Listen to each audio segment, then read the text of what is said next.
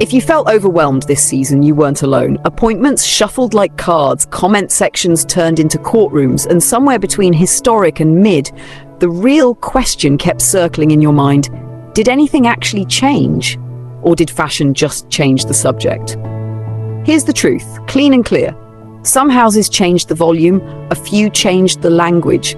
The rare ones changed the feeling in your body when a garment is right. That last part is where we live. I'm Ju. This is GTWJ, Girl Talk with Ju, where we read fashion like a score, not a headline. We'll be firm, we'll be fair, and we'll keep our voice consistent with what we've told you all month. You don't have to agree with us to feel seen here. You just have to love clothes enough to look closer. If you want the post-show details and atelier close-ups, come find us on Instagram at GTWJMag. Let's start with the pulse everyone felt. The shift from noise to nuance. For years, fashion has fed on irony and extremity, memeable moments built for 10 seconds of oxygen. This season, the best shows remembered how to breathe, not quiet as in empty, quiet as in intentional, material over meme, cut over caption, intimacy over intimidation. Chanel understood that. You could feel the discipline under the dream, the precise engine of a great shirt, the softened shoulder that relaxes the breath, the way tweed is made to move, not just to be seen. The set looked up at planets. The clothes looked in at people. That's the center of Chanel at its best. Elegance that doesn't perform for a room, it performs for a life. The house's codes, black and white, pearls, camellias, the pragmatism of a day piece that can carry into night, were present, but the grammar changed. Less proclamation, more conversation. We said this on night one and we stand by it. Chanel won meaning. Balenciaga made a different, necessary argument. A debut isn't a verdict, it's a thesis. What we saw was the map, sack lines, cocoons, those black gravities of Cristobal's rigor, translated rather than traced. If parts felt studious, good. Balenciaga is a school of cutting, the tests come later. The clothes held authority without hostility, romance without sugar. It was a refusal to chase spectacle and a commitment to build a vocabulary you can speak every day. We called it intent, and we're not moving from that. Dior proved something else. Storytelling doesn't need pyrotechnics to feel cinematic. There was a calm insistence on line, clarity in silhouette, and a palette that didn't apologize for restraint. Where some houses chased the exclamation mark, Dior wrote full sentences. The cultural meaning, a new permission to be elegantly direct. Our take hasn't changed. It was strong because it was readable, on a screen, on a sidewalk, at 8 a.m, under bad office lighting. That matters. Miu Miu reminded everyone that intelligence can be playful. The tension between discipline and disobedience, pleating that behaves until it doesn't, sweetness with a bite, felt alive, not cute. Miu Miu's best trick has always been moral complexity disguised as a school uniform. This season doubled down. You could sense the body, the brain, and the joke in the same look. Loewe kept design literacy front and center. If you thought it was simple, touch it. The argument was in the physics, weight, drape, the quiet mathematics of proportion, color used like punctuation, bags that evolved without shouting, clothes that seemed to edit themselves in motion. We loved it because it respected your eye and your hand. Saint Laurent delivered allure, the house's native language. Airlight fabrics, disciplined shoulders, and pacing that allowed each look to complete its sentence. We've said this for years. True sexiness at YSL isn't volume or visibility, it's attitude carried by cut. This season was that, confident, legible, and loyal to the archive without imitating it. Bottega Veneta was our favorite because it felt like design in the present tense. The clothes had that Bottega paradox we love, rigor with tenderness, craft with clarity. Leather behaved like fabric, fabric behaved like memory. You could track the time in every surface, work that asks to be lived, not archived. If the season had a North Star, this was ours. Versace brought mixed feelings, and that's okay to say out loud. The brand's public memory is maximal, body first, immediate. This season shifted tone, less overt va-va-voom, more structure, more tailoring. It wasn't bad, it was unfamiliar. Inside the show, there were pieces of striking beauty we'd buy tomorrow. As a whole, it read like an edit in progress. When a house famous for seduction tries on sophistication, the balance is delicate. That's the experiment we watched. Celine gave us sharp styling, clean, confident, put together with a clarity that flatters a modern day. We liked it.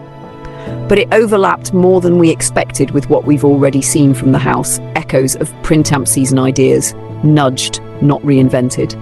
Familiar isn't failure, it's just not revelation. We still appreciated the execution. This is the kind of wardrobe fluency that actually gets worn. Now let's talk plainly about the collection we did not like. Jean-Paul Gaultier by Durand Lantink. Couture is the cathedral where construction is the sermon. The house that once turned provocation into precision was reduced to provocation without support. If your idea collapses when the music stops and the camera moves in, it isn't couture, it's content.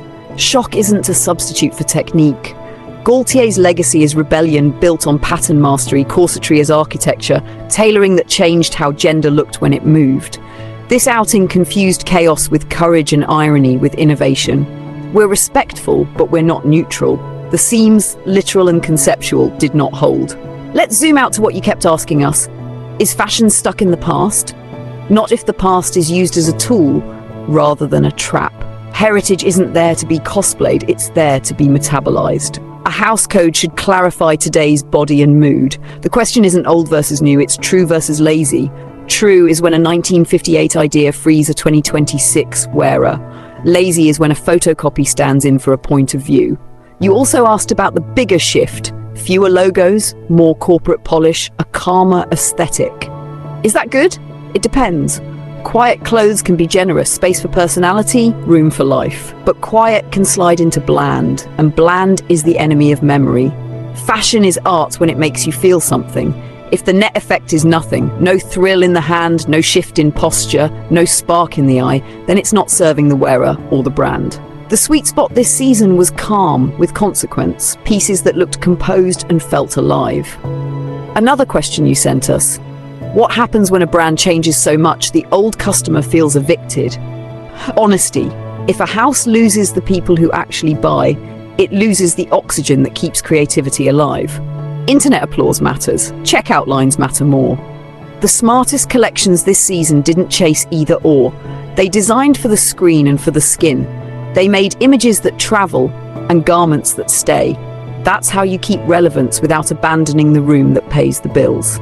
We also heard, where's the risk if everything's refined?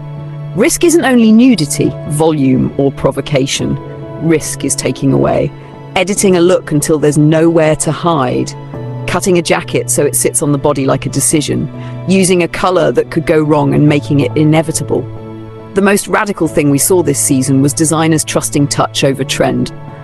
Let's address the psychology of why this felt good. We're a culture coming down from adrenaline. Irony served a purpose. It exposed hypocrisy, punctured pomp, made us feel clever when the world felt cruel.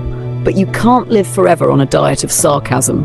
This season offered a different nutrition: sincerity, craftsmanship, clothes that know how to hold a life. It's not about being quiet for a hashtag. It's about rebuilding trust between houses and human beings. And the money question: what did brands signal to their core clients?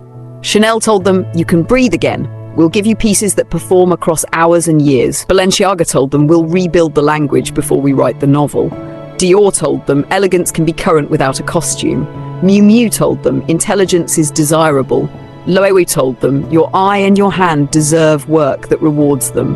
YSL told them, allure isn't dead, it's disciplined. Bottega told them, keep looking closely, the miracle is in the make. Celine told them, consistency has value. Next, surprise us. To those who say you're too positive, here's our standard. We praise when the work earns it. We critique when the work needs it. We don't perform outrage for engagement, and we don't perform cynicism to sound clever. We are strict about one thing: construction.